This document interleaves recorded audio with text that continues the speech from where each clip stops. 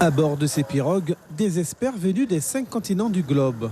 Tous s'intéressent à l'avenir des grands fleuves du monde. Cette 8e session internationale qui les réunit en Guyane est l'occasion pour ces spécialistes de découvrir le fleuve Maroni depuis Saint-Laurent avec ses spécificités et problématiques de santé. L'Institut Pasteur de Guyane, membre partenaire de l'association Initiative pour l'avenir des grands fleuves, voit un intérêt à ce rassemblement. On s'est dit que ce serait intéressant de se pencher sur la problématique de fleuve Maroni, avec toutes les problématiques de santé autour de fleuve Maroni.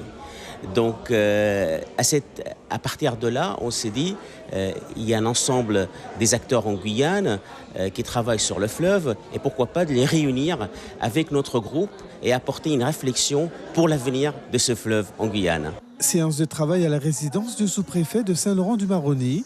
Élus, associations, ingénieurs et acteurs de santé interviennent et témoignent de leur expérience. L'hygiène, eau potable et assainissement sont abordés afin de trouver les solutions pour améliorer la vie sur les fleuves. Une séance riche de partage et d'expérience pour les participants. Nous ne sommes pas très loin des problématiques que nous avons en Afrique, à savoir que l'eau est évidemment indispensable à la vie, mais c'est aussi source de beaucoup de maladies si elle n'est pas bien gérée. Et je vois qu'au niveau du fleuve Maroni, il y a énormément de problèmes entre la relation entre les hommes et la santé du fleuve, ou la santé des hommes par rapport à ce qui se passe dans le fleuve. On a rencontré plein de gens qui connaissaient leur fleuve et qui ont partagé beaucoup de leurs connaissances et de leur histoire par rapport aux gens du fleuve et le fleuve lui-même. Les conditions physico-chimiques, les conditions de poissons, les gens qui y vivent. Donc, ça a été très intéressant. Il faut quand même être honnête pour dire que la situation est quand même bien meilleure actuellement par rapport aux maladies à transmission hydrique, puisque tout un tas d'endémies qu'on avait vues autrefois ont quand même nettement diminué.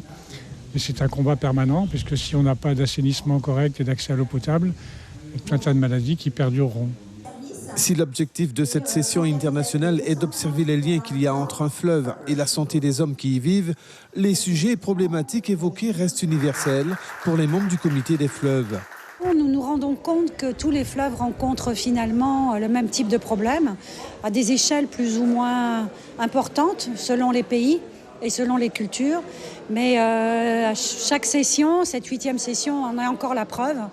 Les sujets sur lesquels nous travaillons sont des sujets universels et qui concernent l'ensemble de l'humanité.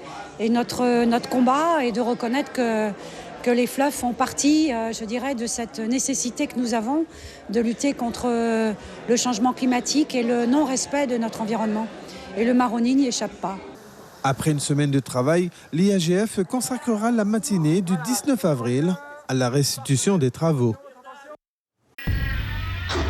Suivez l'info sur Guyana Première, télé, radio et Internet.